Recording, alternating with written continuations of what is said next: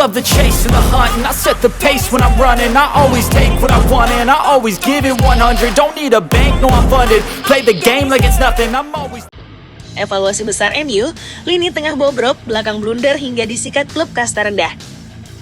Musim kompetisi 2025-2026 menghadirkan suasana baru di markas besar Manchester United Old Trafford. Jika dibandingkan dengan setahun lalu, atmosfer tim terasa jauh lebih hidup dan penuh semangat. Para pemain kini tampak lebih menyatu, tak lagi seperti sekumpulan individu yang kebetulan mengenakan jersey merah, melainkan benar-benar terlihat sebagai sebuah tim. Semua perubahan itu tidak terlepas dari sentuhan Ruben Amorim, pelatih muda asal Portugal yang dikenal dengan gaya sepak bola penuh intensitas dan pressing tinggi. Filosofi permainannya mulai menular pada skuad, menghadirkan struktur yang jelas serta energi baru di lapangan. Hal ini sangat kontras dengan musim sebelumnya 2024-2025, di mana United lebih sering jadi bahan ejekan. Kalah dari tim mediocre, tersingkir dini dari kompetisi Eropa, dan kehilangan identitas permainan. Kini, secercah harapan baru muncul. Kehadiran Benjamin Šeško sebagai penyerang utama memberi dimensi berbeda di lini depan. Ditambah lagi dengan amunisi baru seperti Bryan Mbeumo dan Matheus Cunha, kekuatan menyerang United tampak lebih bertenaga. Namun, meski sektor depan semakin tajam, masalah klasik masih membayangi rapuhnya lini tengah. Contohnya tak terlihat saat menghadapi Fulham di Craven Cottage pada 24 Agustus. United sempat unggul pada menit ke-58 meski melalui gol bunuh diri lawan. Permainan mereka terlihat lebih tertata, tetapi ketika stamina menurun, pressing melemah, dan Fulham mulai leluasa menekan. Bruno Fernandes yang dimainkan Amorim lebih dalam sebagai gelandang tengah, kehilangan energi di sisa laga. Wajar karena ia bukan tipe gelandang box-to-box sejati. Ketika Casemiro ditarik keluar dan digantikan Manuel Ugarte, kontrol permainan justru menghilang. Ugarte memang bertipe gelandang bertahan, namun belum cukup solid menghadapi intensitas Premier League. Alhasil, Fulham memanfaatkan celah itu, membalikkan dominasi, dan United kembali mengulang kesalahan lama. Panik, tidak rapi, lalu kehilangan poin berharga. Situasi tersebut mempertegas masalah inti. United belum memiliki gelandang dominan. Bahkan pengamat sekaligus legenda klub Gary Neville menilai bahwa keputusan Amorim kerap mencadangkan Ugarte dan Kobbie Mainoo merupakan pesan tersirat bahwa tim ini kekurangan sosok jangkar di lini tengah. Casemiro dianggap bukan solusi jangka panjang, Mainoo masih butuh waktu, sementara Bruno lebih efektif bermain bebas di depan. Tanpa fondasi yang kuat di tengah, sistem pressing dan pola serangan yang dibangun Amorim ibarat rumah mewah di atas tanah rapuh. Itulah sebabnya rumor transfer ramai mengaitkan United dengan beberapa nama, seperti Carlos Baleba Brighton yang dikenal bertenaga dan berani duel, atau Andre Santos Chelsea, gelandang muda Brasil dengan kombinasi teknik tinggi dan kemampuan bertahan mumpuni. Sayangnya Chelsea enggan melepas Santos yang baru saja bersinar di Strasbourg dengan 11 gol, 6 assist, serta statistik bertahan luar biasa, 184 recovery dan 110 tackle sukses. Jika sektor tengah masih bermasalah, setidaknya lini serang mulai memberi harapan. Kehadiran Šeško, Cunha, dan Mbeumo adalah investasi besar. Lebih dari 200 juta pound sterling digelontorkan demi memperkuat daya ledak di depan. Šeško memberi dimensi target man, Cunha menambah kreativitas, sementara Mbeumo menyumbang kecepatan. Namun, adaptasi tetap butuh waktu. Contohnya, Šeško hanya menyentuh bola 7 kali dalam 38 menit saat melawan Fulham. Itu sinyal bahwa chemistry lini depan masih dalam proses. Kondisi ini mengingatkan pada fase awal Jurgen Klopp di Liverpool. Kala itu trio salah, Mane Firmino begitu mematikan. Tetapi lini tengah sering jadi titik lemah. Butuh waktu hingga hadirnya Fabinho yang akhirnya memberi keseimbangan. United pun berada di fase serupa, fondasi menyerang sudah terbentuk. Tetapi tanpa jangkar kokoh di tengah, konsistensi akan sulit dijaga.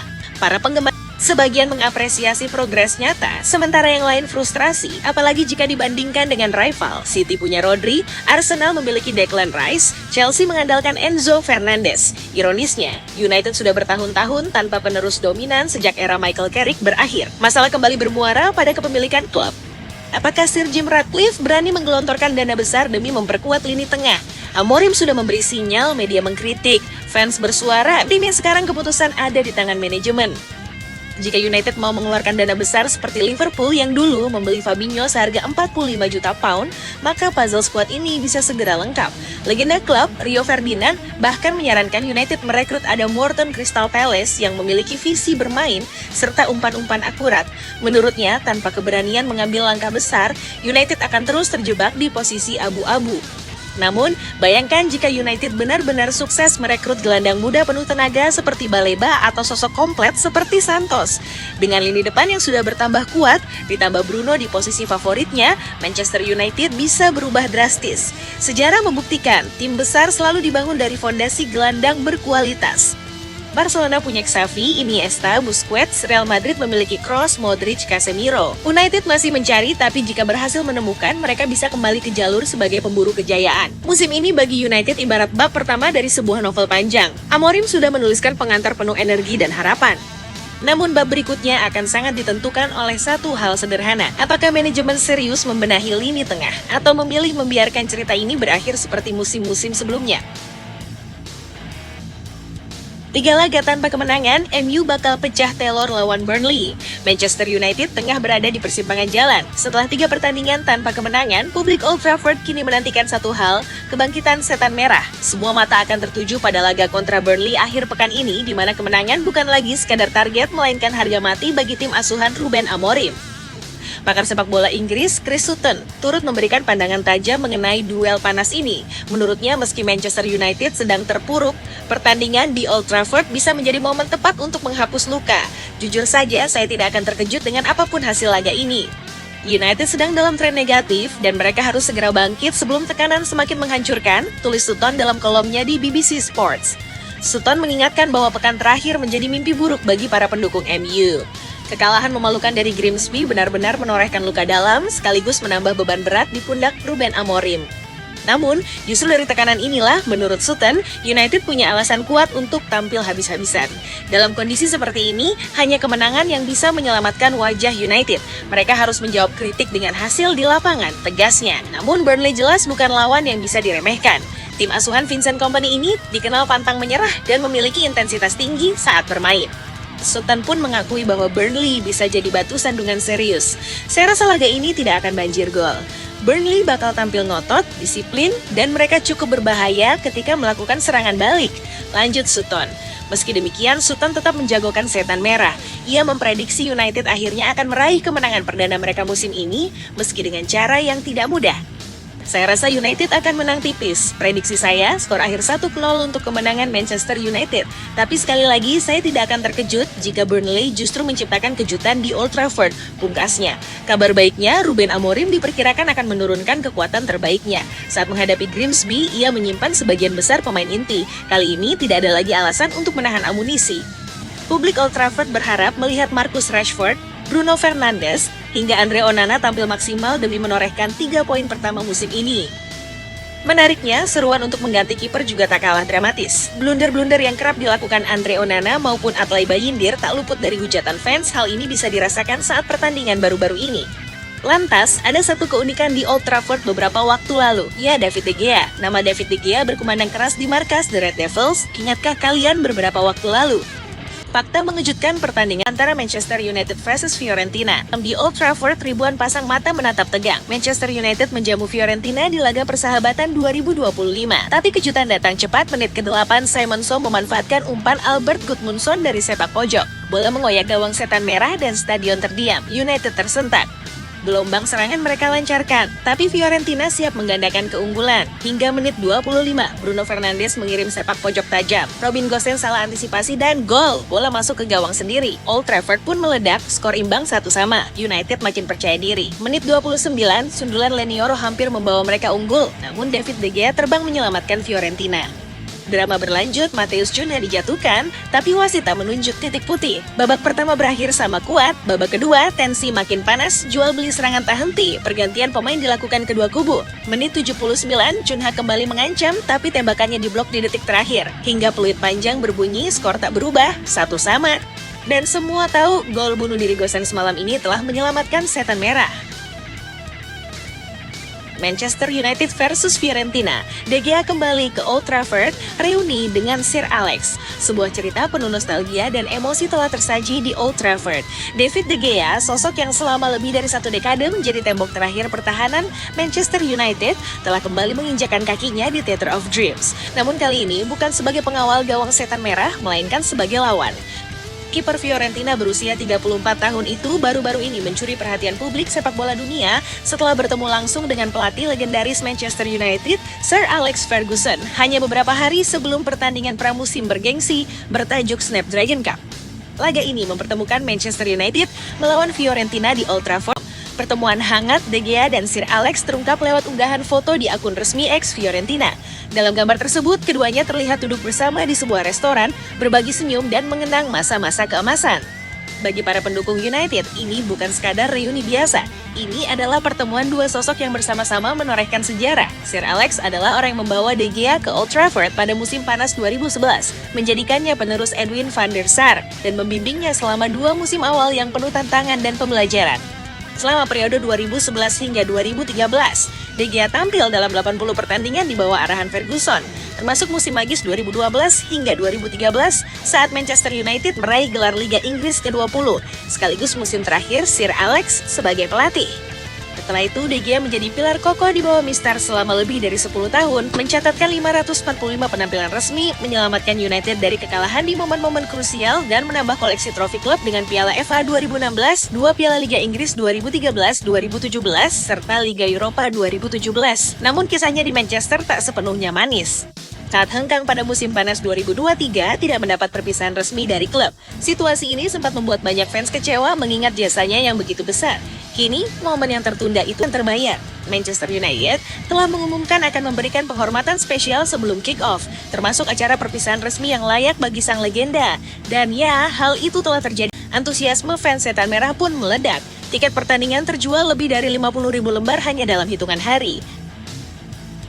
Banyak yang ingin menyaksikan langsung kepulangan sang kiper ke rumput Old Trafford. Meski kali ini ia berdiri di sisi berbeda, atmosfer sangat penuh dengan tepuk tangan, sorakan, dan mungkin sedikit air mata nostalgia. De Gea sendiri tak bisa menyembunyikan rasa bahagianya. Lewat akun X pribadinya, ia menulis pesan singkat namun penuh makna United Road. Sampai jumpa di hari Sabtu. Kalimat itu menjadi penegas bahwa meski seragamnya kini ungu khas Fiorentina, hatinya akan selalu menyimpan warna merah Old Trafford. Pertandingan ini bukan sekadar laga pramusim. Bagi David De Gea, ini adalah perjalanan kembali ke rumah yang pernah membesarkannya. Bagi para fans United, ini adalah kesempatan untuk mengatakan terima kasih, selamat tinggal, dan mungkin sampai jumpa lagi. Kepulangan David De Gea ke Old Trafford ibarat bab terakhir dari sebuah kisah panjang yang penuh suka, duka, dan kejayaan. Dari remaja Spanyol yang sempat diragukan di awal karirnya, hingga menjadi salah satu kiper terbaik dalam sejarah Manchester United. Setiap detik yang ia habiskan di Theatre of Dreams telah meninggalkan jejak abadi di hati para penggemar. Ini bukan hanya soal pertandingan melawan Fiorentina, tapi juga momen di mana puluhan ribu pasang mata akan bersatu untuk memberikan tepuk tangan penghormatan terakhir bagi sang legenda. Dan ketika peluit akhir dibunyikan, mungkin banyak yang sadar bahwa meskipun De Gea kini berdiri di gawang lawan, ia akan selalu pulang, setidaknya di hati para pendukung Setan Merah. Selectie en ik hoop dat iedereen fit is. Maar als er een speler niet bij is, dan zullen we wat moeten vinden om toch zo goed mogelijk voor de dag te komen. 한 달 넘게 리조트 nữa chặt chẽ sắp tới thường trực cũng cùng liên đoàn của báo cũng thôi và tiếp tục thực đội chuẩn bị tốt và một tinh thần rất thoải mái để chuẩn bị cho trận đấu tới. Em nghĩ là có công nghệ và sử dụng ở trận đấu tới. I hope Russia can win because last time runner up. Sebut timnas Indonesia bermain kasar, pelatih Vietnam singgung VAR. Pertandingan final AFF U23 2025 antara timnas Indonesia melawan Vietnam di Stadion Utama Gelora Bung Karno baru saja berakhir. Sebuah laga yang tidak hanya menegangkan dari sisi permainan, tetapi juga penuh kontroversi, emosi, dan drama, baik di atas rumput hijau maupun di luar lapangan. Sebelum laga digelar, publik Vietnam sudah lebih dulu melempar tudingan. Media-media besar di sana seperti Soha menuding bahwa timnas U23 Indonesia memiliki tradisi bermain kasar. Mereka bahkan menyambut baik keputusan AFF yang secara mendadak menerapkan teknologi VAR khusus untuk laga final ini. Tekanan dari Federasi Vietnam terbukti sukses membuat AFF mengubah aturan hanya demi satu pertandingan final ini. Penerapan VAR sangat baik untuk Vietnam U23, tulis media Soha dalam salah satu artikelnya. Dengan adanya VAR, Indonesia tidak bisa bermain terlalu keras dan akan sulit lolos dari sanksi wasit. Tapi apa yang terjadi di lapangan justru membuat pernyataan itu menjadi bumerang besar. Alih-alih Indonesia yang bermain kasar, publik justru menyaksikan aksi-aksi keras dari kubu Vietnam yang beberapa kali tertangkap kamera VAR melakukan pelanggaran tersembunyi. Beberapa kartu akhirnya keluar dari saku wasit dan VAR benar-benar memainkan peran penting dalam mengungkap kebenaran. Bukan seperti yang diduga media Vietnam, tapi justru sebaliknya. Laga ini tak ubahnya pertempuran mental dan fisik dua rival abadi di kawasan Asia Tenggara, mengingat kembali final AFF U23 2023, di mana Indonesia harus menelan pil pahit setelah kalah adu penalti dari Vietnam.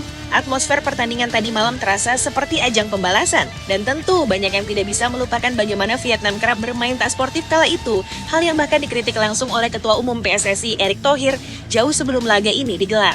Waktu final di Thailand, siapa yang main kasar? Siapa yang tidak fair play? Ucap Erick saat briefing sebelum laga. Kita tuan rumah, kita harus berani, tapi bukan untuk mencederai. Kita ingin menang dengan terhormat, dan itulah yang ditunjukkan para punggawa Garuda Muda di lapangan malam ini. Bermain penuh semangat, tanpa kehilangan kendali emosi, dan tetap menjunjung tinggi sportivitas meski provokasi datang bertubi-tubi. Terlepas dari skor akhir yang tadi menghiasi papan digital di GBK, satu hal yang jelas, laga ini bukan sekadar soal menang atau kalah. Ini adalah laga pembuktian bahwa Indonesia bukan tim yang bisa ditekan dengan narasi, bahwa Garuda Muda bukan kelompok yang bisa dijatuhkan hanya karena tekanan media asing, dan bahwa teknologi seperti VAR, jika digunakan dengan adil, bisa mengungkap siapa yang sebenarnya bermain jujur dan siapa yang hanya pandai menyusun skenario sebelum peluit pertama dibunyikan. Sindir supporter timnas Indonesia, striker Vietnam sentil kepemimpinan wasit. Final AFF U23 2025 yang baru saja usai di Stadion Utama Gelora Bung Karno tidak hanya menyuguhkan tensi tinggi dan pertarungan taktik dua tim raksasa ASEAN, tapi juga meninggalkan jejak emosional, khususnya bagi striker Vietnam Nguyen Dinh Bach. Usai laga, publik sempat dikejutkan oleh pernyataan striker muda andalan Vietnam tersebut.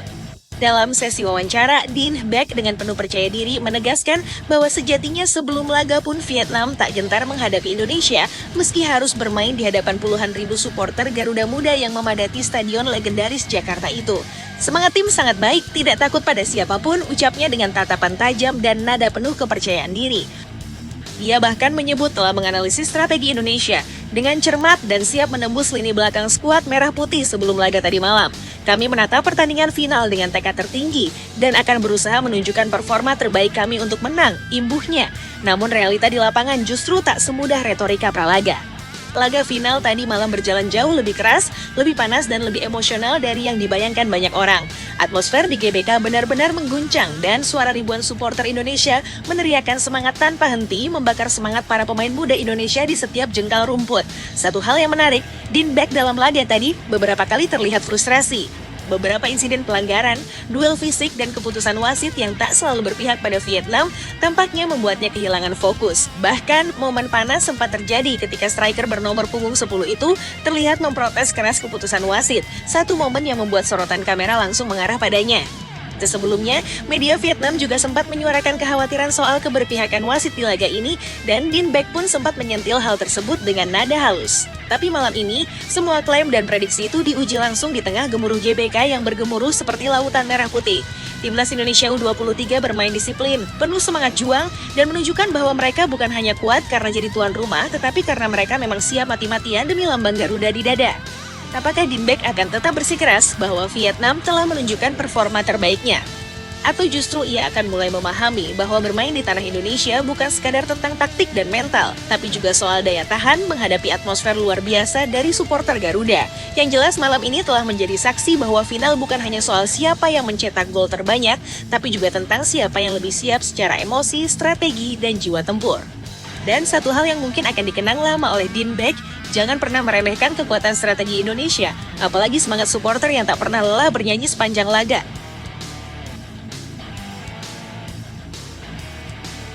Timnas Indonesia dirugikan jelang round 4 kualifikasi Piala Dunia. Langkah Timnas Indonesia menuju Piala Dunia 2026 kembali dihadang oleh rintangan besar, bukan hanya dari kekuatan lawan, tapi juga dari sistem yang terasa tak berpihak. Saat harapan bangsa menggantung pada pundak para pemain Garuda, ujian terberat justru datang dalam bentuk yang tak terlihat.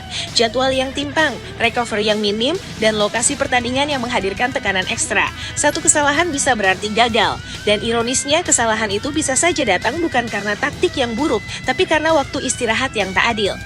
Di bawah arahan Patrick Kluivert, Indonesia tinggal selangkah lagi, tepatnya 2 pertandingan penting dari mimpi besar tampil di pentas sepak bola terbesar dunia. Namun perjuangan itu tak berlangsung di tanah sendiri. Garuda harus terbang jauh ke Jeddah, Arab Saudi, untuk menghadapi laga penentu di grup B yang digadang-gadang sebagai salah satu grup terberat di ronde keempat kualifikasi Piala Dunia 2026 zona Asia. Bukan hanya lokasi yang menjadi tantangan, tapi juga dua lawan tangguh yang siap menjegal. Arab Saudi sebagai tuan rumah, dan Irak yang dikenal dengan permainan keras dan penuh determinasi. Namun apa yang membuat kondisi ini kian tak bersahabat adalah kenyataan bahwa Indonesia mendapat perlakuan yang sangat tidak menguntungkan dari segi jadwal pertandingan. Fakta menyakitkan menunjukkan bahwa timnas Indonesia adalah tim dengan waktu pemulihan recovery tersingkat di antara semua peserta babak keempat. Ini bukan sekadar data statistik, ini adalah realitas yang bisa mempengaruhi performa, kebugaran, dan bahkan keselamatan para pemain. Bayangkan saja laga pembuka kontra Arab Saudi digelar pada 9 Oktober 2025 pukul 12:15 malam. Setelah itu, Indonesia hanya memiliki waktu istirahat sekitar 2 hari, 21 jam, dan 45 menit sebelum kembali turun ke lapangan menghadapi Irak pada 11 Oktober pukul 10 malam waktu Indonesia bagian Barat. Dan jika dihitung dari akhir laga pertama ke awal laga kedua, waktu istirahatnya bahkan lebih singkat, hanya 2 hari, 19 jam, dan 45 menit, kurang dari 72 jam untuk melakukan pemulihan penuh. Bandingkan ini dengan tim-tim lain. Oman misalnya memiliki jeda hingga 3 hari, 2 jam, dan 15 menit. Irak dan Uni Emirat Arab mendapatkan lebih dari 3 hari. Sementara tuan rumah Arab Saudi dan Qatar justru mendapatkan kemewahan waktu. Mereka menikmati jeda panjang selama 6 hari penuh, sebuah keistimewaan yang bisa sangat menentukan performa di laga penting. Situasi ini menyiratkan ketimpangan sistemik yang tak bisa dianggap enteng. Kondisi ini menjadi alarm keras bagi tim pelatih. Patrick Kluivert dan jajaran harus merancang strategi kebugaran seefisien mungkin, mengatur rotasi pemain, menjaga intensitas latihan, hingga memaksimalkan proses pemulihan akan menjadi kunci. Tak ada ruang untuk kesalahan. Di hadapan tekanan mental, cuaca panas Timur Tengah, dan lawan yang punya keuntungan kondisi fisik, timnas Indonesia harus tampil bak mesin perang yang efisien dan kejam sejak peluit pertama dibunyikan. Jadwal yang padat ini diperparah dengan waktu persiapan yang juga sangat minim. Hanya 2-3 hari tersedia bagi skuad Garuda untuk bersiap setelah berkumpul penuh sebelum laga pertama dimulai. Artinya tidak ada ruang untuk adaptasi panjang, tidak ada uji coba mewah. Semua harus disiapkan sejak dari tanah air dan begitu mendarat di Arab Saudi, timnas harus siap tempur. Namun dalam ketidakadilan seringkali lahir kekuatan yang lebih besar. Ini bukan hanya tentang sepak bola, ini adalah tentang tekad, harga diri dan perjuangan sebuah bangsa kecil yang tak ingin diremehkan.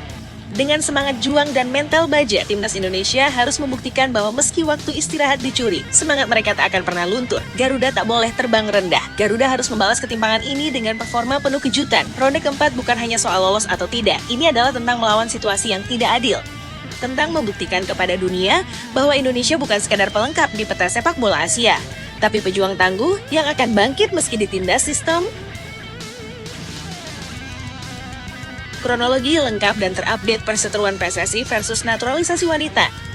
Impian Diana De Jong untuk membela timnas wanita Indonesia resmi kandas. Pemain berdarah Belanda Indonesia itu memilih mundur dan buka suara soal pengalamannya yang ia sebut sangat tidak profesional. Lewat akun Instagramnya, Diana curhat soal banyaknya pertanyaan dari fans tentang kelanjutan proses naturalisasi. Tapi jawabannya justru mengejutkan. Aku sangat sedih karena semuanya harus berakhir seperti ini, tulis Jenna beberapa waktu lalu. Meski tak menyebut secara gamblang kejadian yang dimaksud, Jenna menilai ada banyak hal tak adil yang ia alami selama proses tersebut. Padahal di Jenna termasuk salah satu dari 3 pemain diaspora yang sempat disiapkan untuk menjadi bagian dari timnas wanita Indonesia pada tahun lalu. Vivin Sungkono Cahyani, Exco PSSI sekaligus Ketua Komite Sepak Bola Wanita, memanggil Diana De Jong bersama 2 pemain diaspora lainnya, Noalia Tomu dan Estela Lupati, untuk trial di Jakarta pada 26 Juni 2024. Namun Diana batal datang. Menurut Vivin, Diana mengalami amandel dan harus menjalani operasi sehingga tak bisa mengikuti TC bersama Noah dan Estela. Beberapa bulan setelah namanya tak terdengar lagi, Diana tiba-tiba mengumumkan pensiun dari sepak bola lewat unggahannya di Instagram. Di usia yang baru 20 tahun, ia menyatakan ingin berhenti bermain. Keputusan mendadak ini mengejutkan banyak pihak, termasuk publik yang masih berharap ex-pemain Wolfsburg 2 itu menjadi bagian dari Garuda Pertiwi. Setelah pengumuman itu, Diana juga mulai jarang aktif di media sosial. Beberapa bulan lalu, Diana kembali muncul dengan kabar baru, ia batal pensiun. Lewat sebuah unggahan singkat bertuliskan, akan berlanjut. Pemain kelahiran 2005 itu menyiratkan semangat untuk kembali bermain. Dalam wawancara eksklusif bersama Kumparan Bola Nita melalui Zoom meeting, Diana mengungkap alasan sempat mundur dari sepak bola, cedera dan kehilangan rasa nyaman saat bermain. Aku harus operasi, dan cedera itu bikin aku nggak bahagia saat main. Tapi sekarang aku sadar, sepak bola adalah passionku. Aku ingin kembali dan jadi lebih kuat, ujarnya. Tak lama setelah memutuskan comeback, Dijena kembali dipanggil PSSI untuk membela timnas U20 di turnamen antar universitas di Jepang, Dua-Fourth University Women's Soccer Regional Competition. Selama turnamen berlangsung, Garuda Pertiwi Muda bermain 6 kali. Namun Dijena sama sekali tak mencatatkan menit bermain, ia hanya berlatih bersama tim. Di sisi lain, Felicia de Zieu, pemain keturunan Belanda Indonesia lainnya, justru mendapat kesempatan tampil di beberapa pertandingan. Setelah ikut TC di Jepang, Dijena justru membuat pengakuan mengejutkan. Ia memilih tak jadi membela timnas wanita Indonesia karena merasa diperlakukan tidak profesional. Lewat Instagram pribadinya, ia bilang keputusan itu diambil setelah berpikir matang.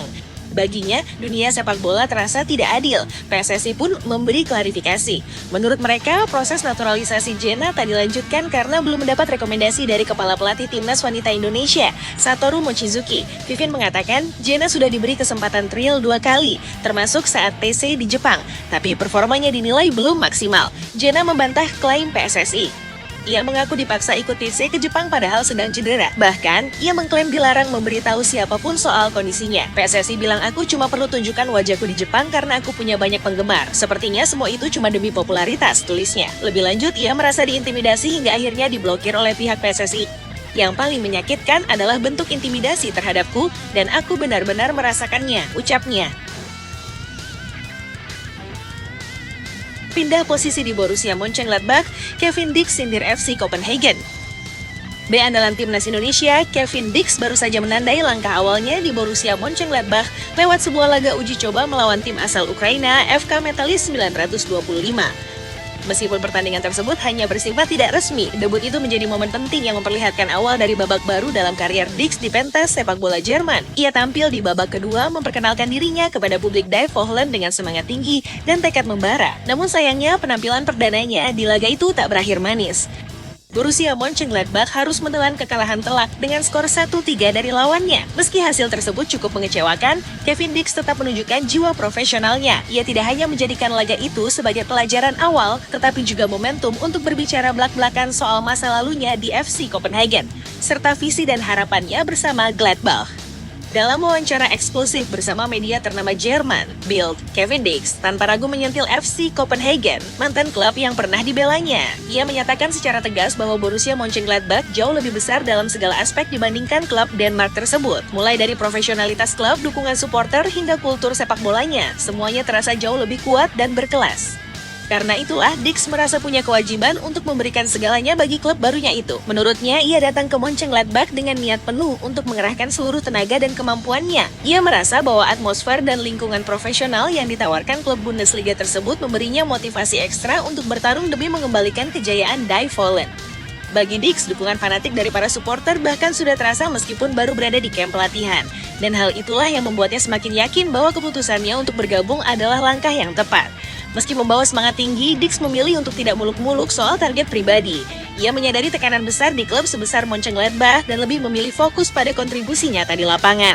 Baginya, hasrat untuk membawa Gladbach kembali ke papan atas Bundesliga sudah menjadi motivasi utama. Ia tahu bahwa janji besar di awal musim bisa jadi bumerang di akhir musim, dan karenanya lebih memilih menunjukkan kualitas lewat kerja keras dan dedikasi. Setelah berbicara soal klub barunya, Dix juga menyinggung soal posisi bermain yang paling ia sukai. Selama membela FC Copenhagen dan bahkan saat memperkuat timnas Indonesia, Dix kerap dimainkan sebagai bek kanan atau wingback kanan. Namun ternyata posisi yang paling ia nikmati justru adalah sebagai bek tengah, posisi yang sudah dikenalnya sejak masa muda saat bermain untuk Vitesse Arnhem di Belanda. Meski lebih menyukai bermain di tengah, Dix tetap siap menunjukkan fleksibilitasnya. Ia tidak keberatan jika harus dimainkan melebar ke sisi lapangan sebagai fullback atau wingback. Menurutnya, bermain di posisi sayap memberinya ruang untuk menonjolkan kekuatannya yang lain, seperti dinamisme dan kemampuan membangun serangan dari sisi lapangan. Ia menegaskan bahwa dirinya memang bukan tipikal pemain sayap murni, namun fleksibilitas yang dimilikinya justru menjadi aset penting bagi tim. Sebagai informasi tambahan, Kevin Dix resmi bergabung dengan Borussia Mönchengladbach setelah menyelesaikan musim 2024-2025 bersama FC Copenhagen. Ia menandatangani kontrak berdurasi 5 tahun pada Januari 2025 dan mulai bergabung secara penuh pada bursa transfer musim panas 2025. Kontrak tersebut akan mengikatnya hingga Juni 2030, menjadikannya bagian dari proyek jangka panjang Gladbach.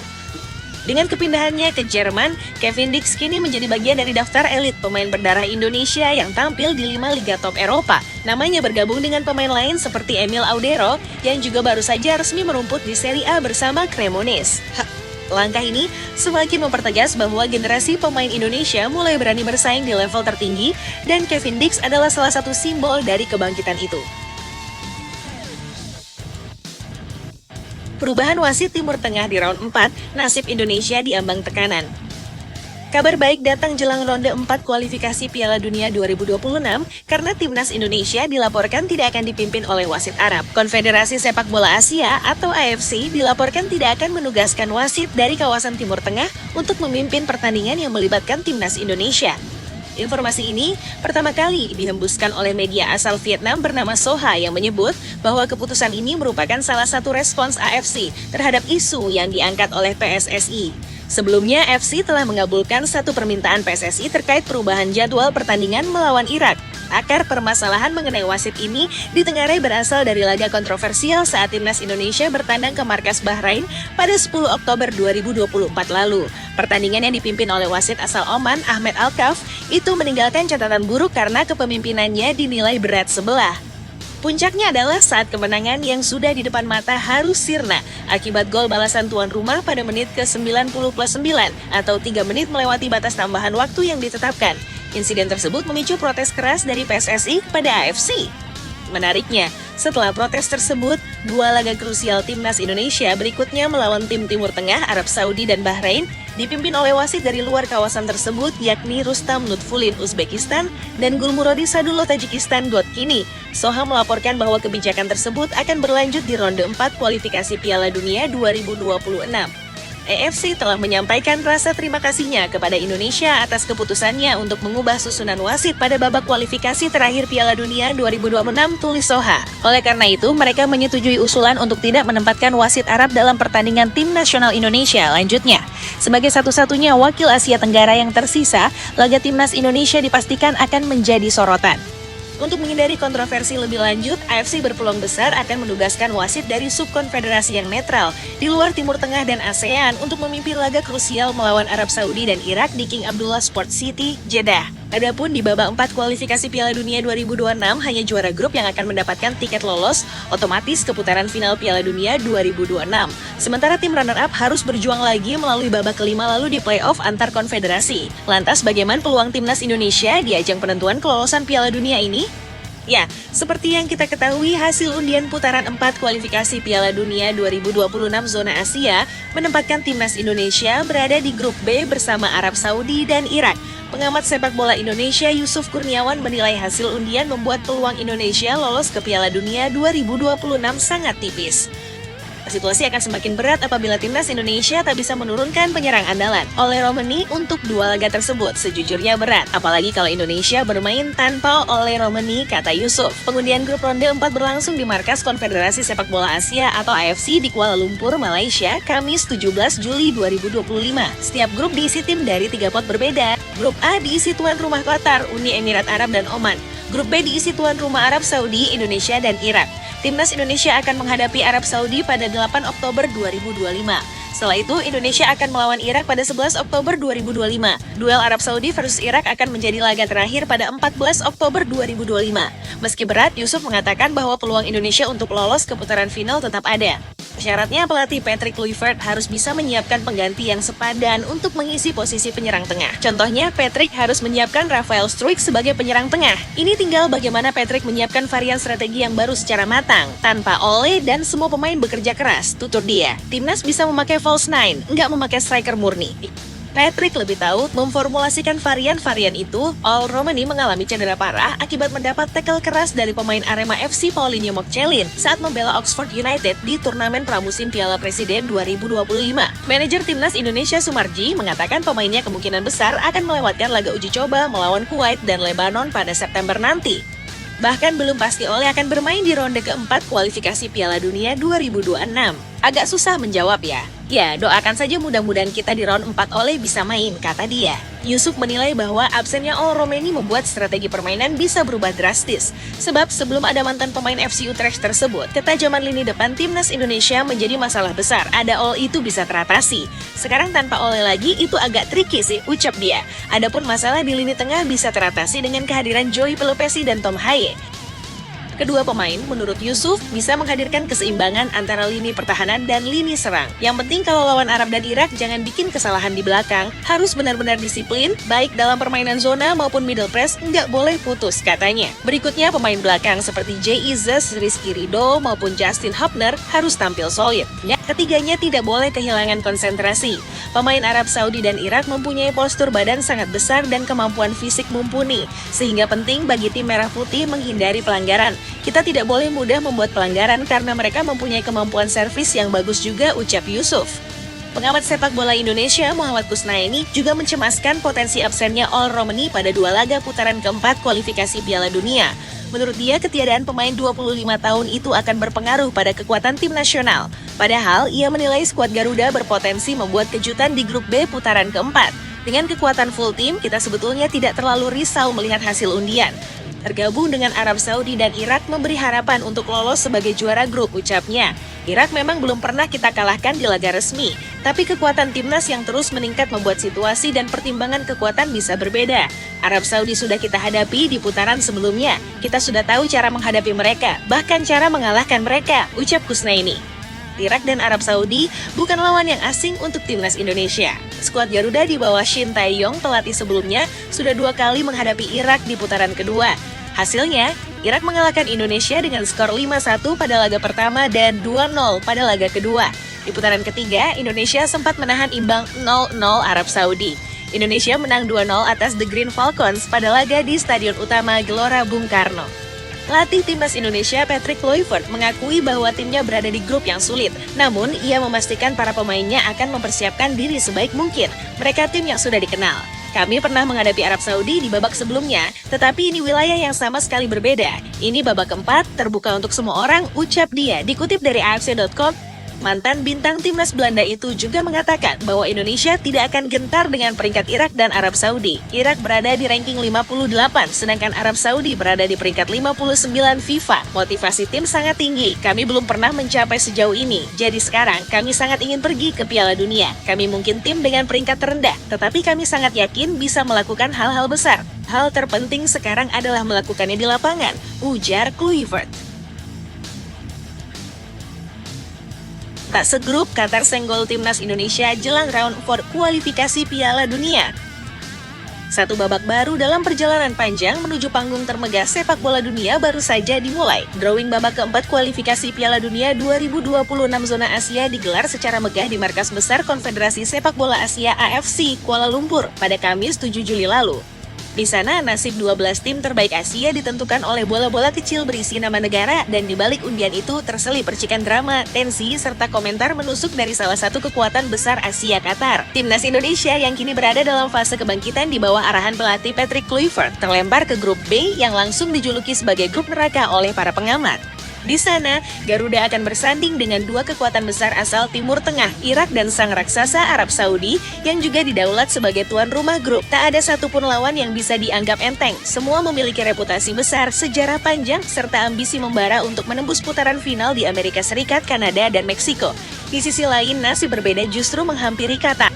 Sang tuan rumah Piala Dunia 2022 itu tergabung di grup A bersama Uni Emirat Arab dan Oman. Meskipun tidak satu grup dengan Indonesia, media ternama asal Qatar, Gulf Times, tiba-tiba ikut mengomentari susunan grup B. Sebuah sindiran halus namun penuh arti pun dilemparkan ke arah Indonesia. Mereka menyoroti kehadiran Garuda sebagai tim yang hanya berada di posisi keempat klasemen grup C pada babak sebelumnya.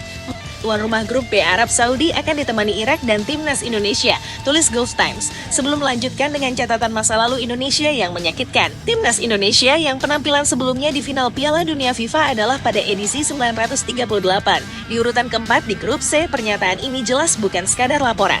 Ada nada meremehkan, seolah kehadiran Indonesia di babak keempat ini hanyalah kebetulan, bukan hasil perjuangan. Padahal publik tahu untuk bisa menembus tahap ini, Indonesia telah berjuang mati-matian, bahkan mencatatkan rekor positif melawan Arab Saudi, unggul dalam 1 laga dan menahan imbang di laga lainnya dalam fase sebelumnya. Format pertandingan di round 4 pun bukan main-main. Sistem round robin tunggal alias sekali pertemuan, berarti hanya ada 2 laga bagi setiap tim untuk membuktikan diri. Tak ada kesempatan kedua, tak ada laga kandang dan tandang. Setiap menit, setiap kesalahan bisa menjadi penentu nasib. Laga-laga ini akan digelar pada 8 hingga 14 Oktober 2025 dan dalam waktu yang sangat singkat itulah tiket menuju Piala Dunia bisa diraih atau pupus. Qatar sendiri yang kini tampak lebih percaya diri di grupnya secara terang-terangan menyatakan bahwa mereka tidak ingin mengulang kemewahan instan saat lolos otomatis ke Piala Dunia 2022 sebagai tuan rumah. Qatar mengincar kualifikasi Piala Dunia FIFA berdasarkan prestasi setelah debut sebagai tuan rumah pada 2022, tulis Gulf Times, seolah ingin menunjukkan bahwa kali ini mereka ingin naik kelas sebagai tim kuat yang benar-benar layak secara teknis, bukan hanya administratif. Namun komentar mereka yang turut menyoroti Indonesia menimbulkan pertanyaan, apakah Qatar memandang Indonesia sebagai ancaman tersembunyi? Atau justru sebagai kelemahan dalam kelompok lawan mereka? Yang pasti reaksi media Qatar ini seperti memantik bara semangat bagi para pendukung Garuda. Sindiran itu menjadi bahan bakar baru, motivasi tambahan. Memang harus diakui rekor Indonesia melawan Irak tak begitu menggembirakan. Dalam 2 laga terakhir pada putaran kedua, Garuda menelan 2 kekalahan. Tapi seperti kata pepatah, sejarah tidak selamanya berulang. Kini Indonesia datang dengan komposisi skuad yang jauh lebih matang, dengan regenerasi pemain muda yang menyatu dengan pengalaman pemain-pemain senior, mental bertanding meningkat, pola permainan lebih disiplin, dan yang terpenting, semangat juang tidak pernah padam. Dan jangan lupa, hanya juara grup yang akan otomatis lolos ke Piala Dunia 2026. Sementara itu, peringkat 2 grup akan saling berhadapan dalam babak gugur yang juga tak kalah menegangkan. 2 pertandingan penentu, 2 laga penuh tekanan, 2 kali 90 menit yang bisa mengubah sejarah sebuah bangsa. Untuk timnas Indonesia, ini bukan sekadar laga. Ini adalah misi mengembalikan harga diri, misi menunjukkan kepada dunia, termasuk kepada media Qatar, bahwa Garuda tak lagi terbang rendah. Garuda kini siap mengudara di langit dunia. Menpora respon laga final Indonesia versus Vietnam di final Piala AFF U23 2025. Pertandingan panas antara timnas Indonesia U23 melawan Vietnam di final Piala AFF U23 2025 baru saja usai digelar di Stadion Utama Gelora Bung Karno, Jakarta. Atmosfer stadion benar-benar membara sejak peluit pertama dibunyikan, dengan puluhan ribu pendukung setia merah putih memenuhi tribun untuk menyaksikan momen bersejarah ini. Jauh sebelum laga yang sangat dinanti-nantikan ini dimulai, Menteri Pemuda dan Olahraga Republik Indonesia Dito Aryo Tejo telah menyuarakan keyakinannya. Ia optimis bahwa Garuda Muda mampu menaklukkan Vietnam di laga puncak tersebut. Feeling saya insya Allah Indonesia menang, ujar Dito dengan penuh keyakinan kepada awak media saat ditemui di Jakarta, Selasa siang. Dito menjelaskan bahwa kementerian yang dipimpinnya telah memberikan perhatian besar terhadap perkembangan sepak bola usia muda. Lewat berbagai bentuk dukungan pembinaan dan program penguatan, pemerintah terus mendorong prestasi timnas U23. Semua langkah itu kini berbuah hasil nyata, dengan Indonesia mampu melangkah jauh dan kembali tampil di partai final turnamen paling bergengsi di Asia Tenggara kategori U23 ini. Menpora juga menyampaikan harapannya agar skuad muda Indonesia dapat menutup turnamen dengan gelar juara. Mengutip kalimat penuh makna dari Wakil Menteri Pemuda dan Olahraga, Taufik Hidayat, Dito berkata, pastinya ini karena final, saya selalu berpegang pada kata-kata Wamen Taufik Hidayat, juara itu hanya ada satu, jadi kita berharap kita bisa juara. Indonesia memang tampil sebagai tuan rumah di final kali ini, yang berlangsung Selasa malam pukul 8 malam. The supporter yang memadati GBK turut memberikan energi besar bagi Garuda Muda, menciptakan tekanan mental luar biasa bagi tim lawan, dan menjadi pemain ke-12 yang tak ternilai harganya. Laga ini sekaligus menjadi partisipasi ketiga Indonesia dalam ajang Piala AFF U23, dan ketiganya selalu berhasil menembus partai final, sebuah pencapaian konsisten yang patut dibanggakan. Final pertama terjadi pada edisi 2019 di Kamboja. Saat itu timnas yang masih diarsiteki Indras Jafri sukses merengkuh gelar juara setelah menaklukkan Thailand dengan skor 2-1. Namun di final edisi 2023 yang berlangsung di Thailand, Garuda Muda yang ditangani Shin Tae-yong harus menerima kenyataan pahit usai kalah dramatis dari Vietnam melalui adu penalti dengan skor 5-6 setelah bermain imbang tanpa gol selama 120 menit.